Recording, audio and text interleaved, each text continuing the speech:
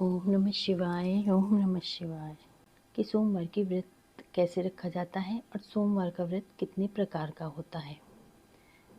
तो प्राचीन ग्रंथों के अनुसार सोमवार व्रत 3 प्रकार के होते हैं: सोमवार, 16 सोमवार और सौभ प्रदोष। परंतु व्रत को श्रावण महीने के आरंभ में करना शुभ माना जाता है। व्रत सोमवार जो होता है वो सूर्योदय से प्रारंभ होकर तीसरे पहर तक रखा जाता है। कुछ भक्त इसको सूर्योदय से सूर्य अस्त तक निर्जला रखते हैं, कुछ फलाहार करते हैं, कुछ नमक रहित करते हैं। सोमवार व्रत की कथा सुनी जाती है, आरती प्रसाद का वितरण किया जाता है और 25 वर्षों से सोमवारी व्रत रखा जाता है। इससे शिव की कृपा बनती है। काली स्थान में ओम प्रकाश सिंह कहते हैं कि सोमवार व्रत से नई ऊर्जा और शक्ति मिलती है। ये बहुत ही प्राचीन और बहुत ही पवित्र व्रत है। सोमवार व्रत करने से शिव जी प्रसन्न होते हैं और आपकी मन चाहे मुरादें पूरी करते हैं।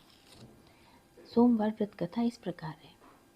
एक नगर में एक बहुत धनवान साहूकार रहता था, जिसके घर में धन की कमी नहीं थी, परंतु उसको एक बहुत बड़ा दुख था कि उसके कोई पुत्र नहीं था।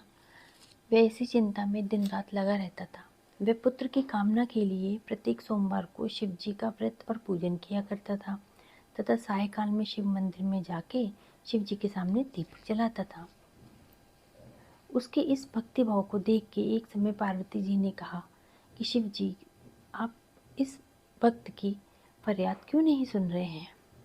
ये साहूकार आपका अनन्य भक्त है, सदैव आपका व्रत और पूजन करता है बड़ी श्रद्धा के साथ, इसकी मनोकामना पूर्ण करिए। शिव जी ने कहा, हे पार्वती, यह संसार कर्म क्षेत्र है। जैसे किसान खेत में जैसा बीज बोता है वैसा ही फल पाता है, उसी तरह इस संसार में जैसा कर्म करते हो वैसा ही फल भोगते हो। पार्वती जी ने अनंत आग्रह से कहा, महाराज, जब यह आपका अनन्य भक्त है और इसको अगर किसी प्रकार का दुख है तो उसको दूर करना चाहिए, क्योंकि आप सदैव अपने भक्तों पे दयालु होते हैं, उनके दुखों कष्टों को दूर करते हैं। यदि आप ऐसा नहीं करेंगे तो मनुष्य आपकी सेवा और व्रत क्यों करेंगे? पार्वती जी का ऐसा आग्रह देखकर शिव जी ने कहा, हे पार्वती, इसके कोई पुत्र नहीं है। इसी चिंता में ये अति दुखी रहता है। इसके भाग में पुत्र ना होने पर भी मैं इसको पुत्र प्राप्ति का वरदान दे देता हूँ, परंतु यह पुत्र केवल 12 वर्ष तक ही जीवित रहेगा। इसके पश्चात वह मृत्यु को प्राप्त हो जाएगा। इससे अधिक मैं और कुछ नहीं इसको दे सकता।